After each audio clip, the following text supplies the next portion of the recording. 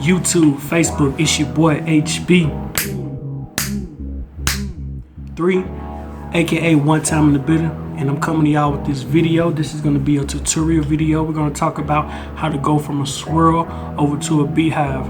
A lot of people have been in my inbox asking me this question because I've had both crowns successfully. And so I want to go ahead and just jump right into it, try to get this information out as quick as possible.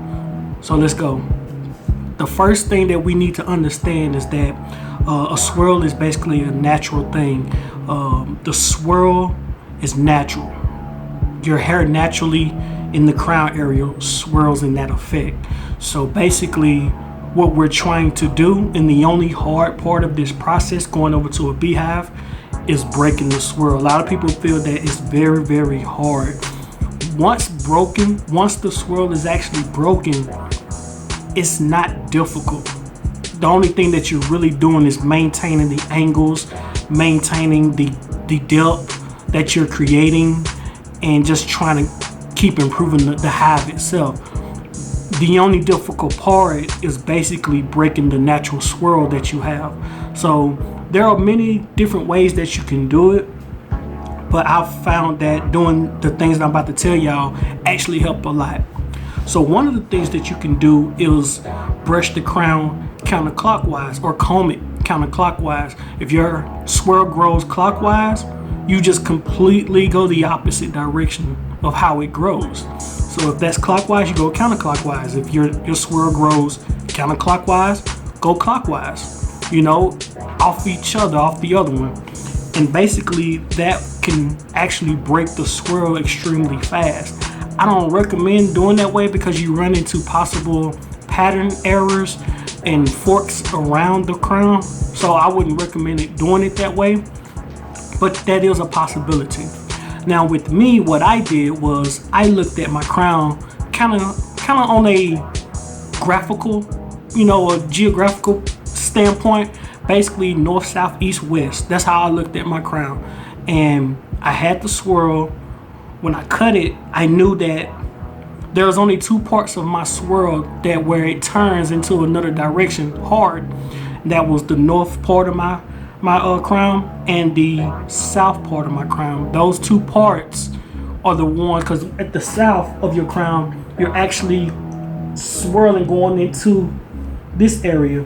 And then at the north side of the crown, you're swirling, pulling it to this side, this direction, all the way around.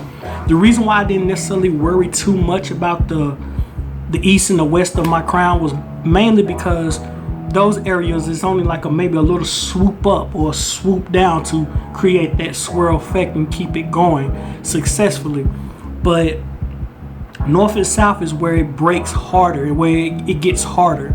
So that's what you need to concentrate on, is basically brushing the angles of the beehive, concentrating mostly on the south of your crown and the north of your crown when it comes to your swirl. Now once this is broken, it becomes fair game. It's all on you, and you got to be patient. See, a lot of problems that people run into going from a swirl to a beehive is that they want overnight results. They want results that are going to happen very, very quickly.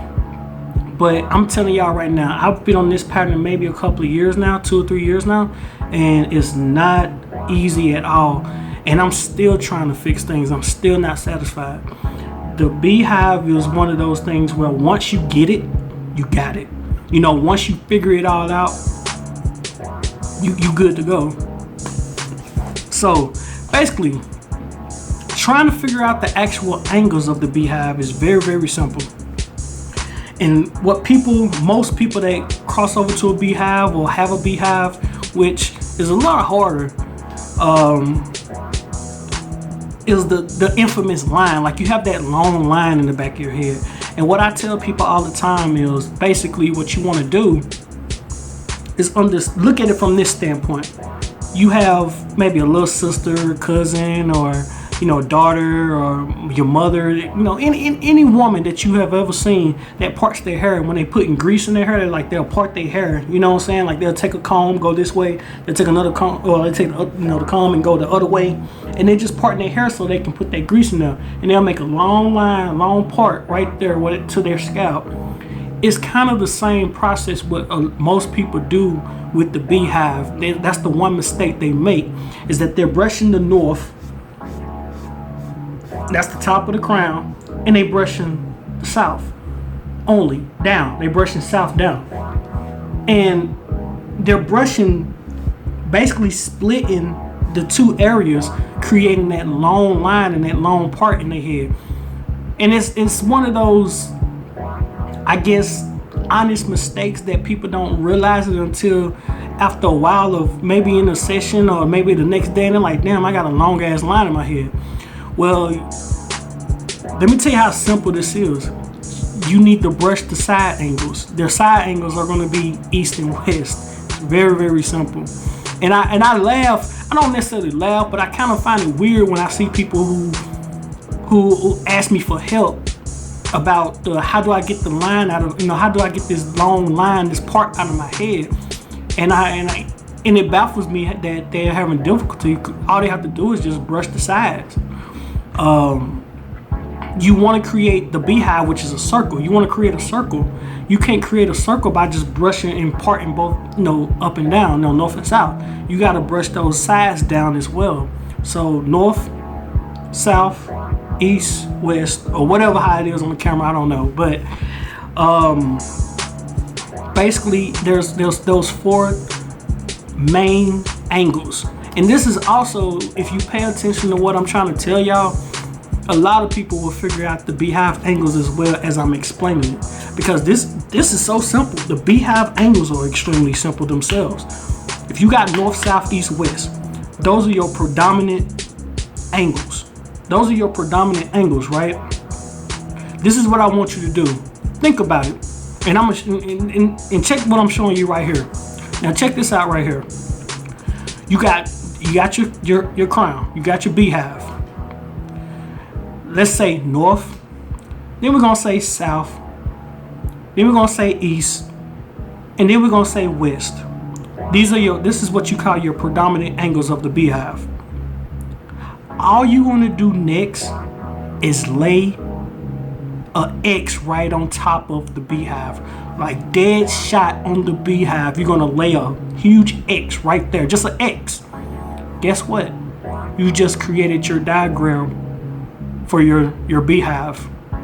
Real simple, people. But if you have any questions or concerns, please get at me. I try to keep this as simple as possible. I don't like to complicate things. I don't like to drag things out. Just to do a quick recap, if you're trying to break your swirl, all you need to do is start brushing the opposite of how it grows, or concentrate on the north and south of that natural swirl. Easy. That's how you break it. I also want to throw in there too, if you want to use pomade to help break a swirl, that's fine too. I don't do it. I mean, I've done it before, but I don't really, deal with a lot of pomades like that.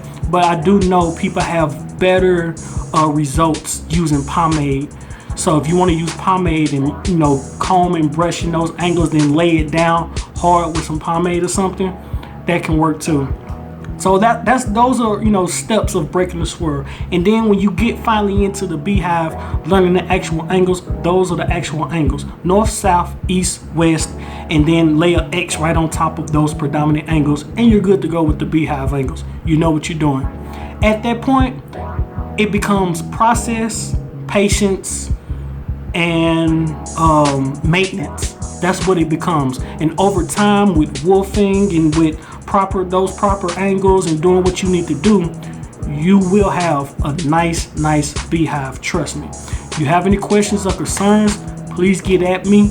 I'll leave all my information in the description, so y'all can contact me if y'all have more questions or concerns. And if you do, just put them right here as well. If you want to ask me something right here, hit me with your comments on this. Hit that like button, hit the dislike button. It's up to you. You know what I'm saying? But it is your boy HB. 3. I'm out.